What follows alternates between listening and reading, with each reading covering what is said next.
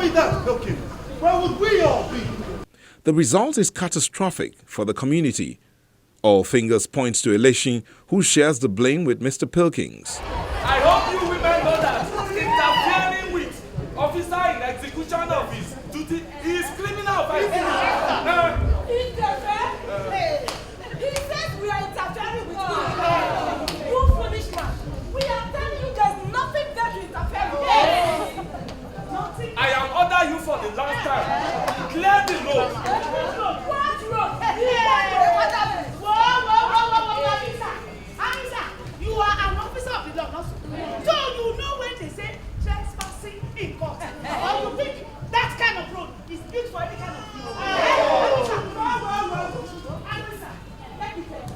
You will go back and tell the white man who said you will come by yourself. If I go, I will come back with it. Reinforcement. I will not come carry weapons. Now I understand. Before they can stop this shit, the white man first cut out.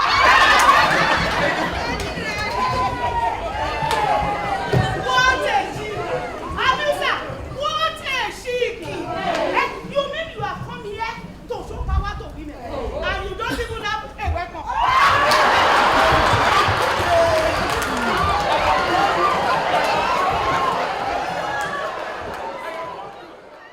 It's one of the hardest plays to direct, actually, because the language is rhythmic. You understand? And the play, first and foremost, is classical literature. So sometimes when you want to put it on stage, you know, it's a great challenge. But it's been fulfilling producing the play. Son, don't let the sight of your father turn you blind.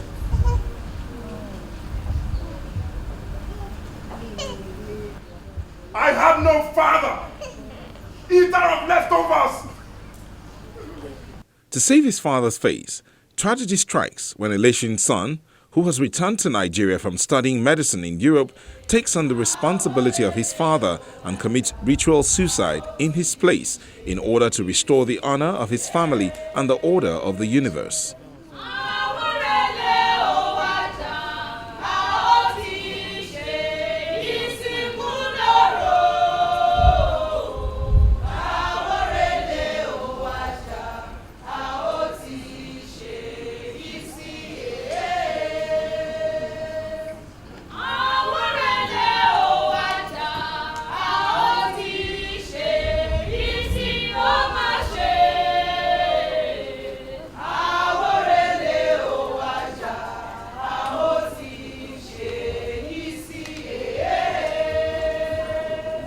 Usually in the Yoruba,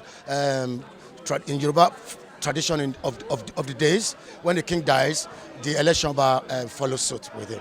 So, but in the play, you find out that the election didn't go, and the younger election, the son, went instead, meaning that it is left to the younger ones of this nation to take over what the elders have failed to do. The news is too much for Election to bear, and he kills himself, condemning his soul to a degraded existence in the next world.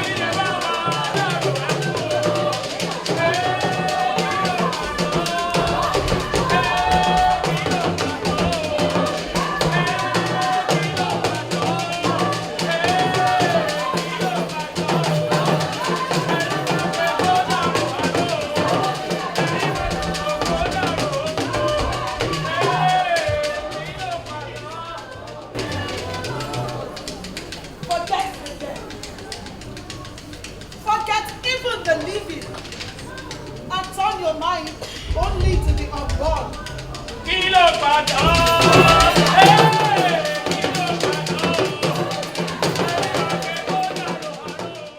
I like the angle he has taken to again present to us a Wole Soyinka play. And when I say Wole Soyinka play, which we all know that it can be very difficult to understand, to be able to comprehend, but to have somebody interpret it the way he has been able to interpret to the understanding of a whole lot of people, because he brought it really down for even students, secondary school students, since they read it now in school. But you could see the dexterity, you could see the abundance, talent, you could see the creativity and ingenuity of our actors. All they need is just a small push, and this is why I keep talking about the enabling environment.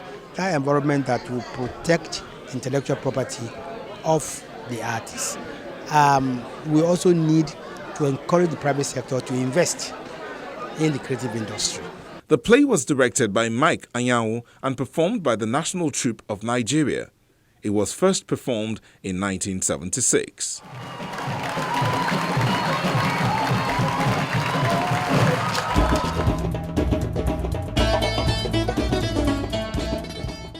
"40 Years of Death" and The King's Horsemen, a lovely play, and how time flies. What a performance. There's more where that came from, but it's happening on the visual art scene. It's one of the events the art community looks forward to every time, and I'll tell you more about it in a moment.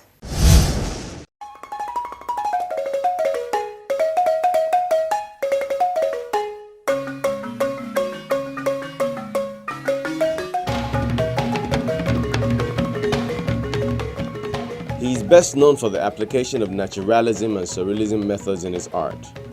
Some of his signature works include life-size busts of former Nigerian head of state Murtala Muhammad and the former Oba of Ile-Ife, Adesoji Aderemi. Another famous work is an oil painting of former Nigerian president Shehu Shagari.